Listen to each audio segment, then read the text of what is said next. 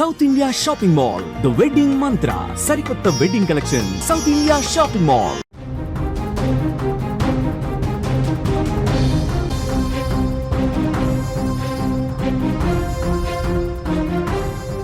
Breaking news చూస్తున్నాం. హైదరాబాద్ బాచుపల్లిలో దారుణం చోటు చేసుకుంది. ట్రావెల్ బ్యాగ్ లో మహిళ మృతదేహం ఉన్నట్లుగా గుర్తించారు.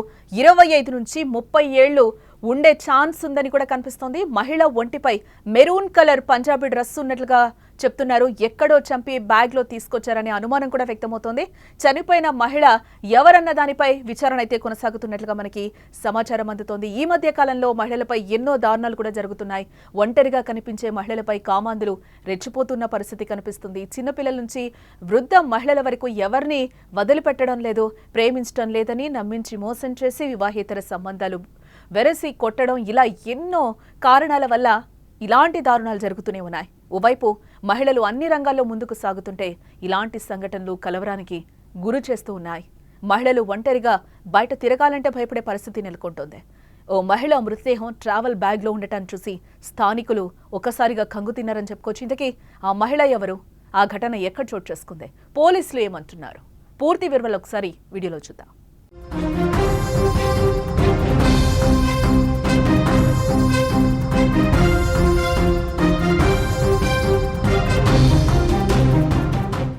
హైదరాబాద్ బాచుపల్లిలో దారుణం చోటు చేసుకుంది. ఓ ట్రావెల్ బ్యాగ్ లో మహిళ మృతదేహం లభ్యమైంది.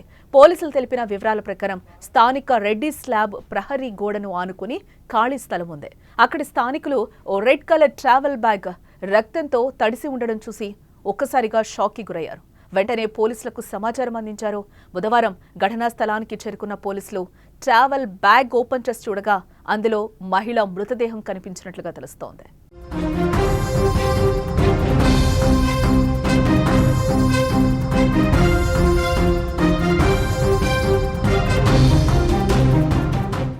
బ్యాగ్ లో లభించిన మహిళ వయసు 25 ఏళ్ల నుంచి 30 ఏళ్ల వయసు ఉంటుందని, మృతురాలు మెరూన్ కలర్ చుడీదార్ ధరించిందని పోలీసులు అంటున్నారు.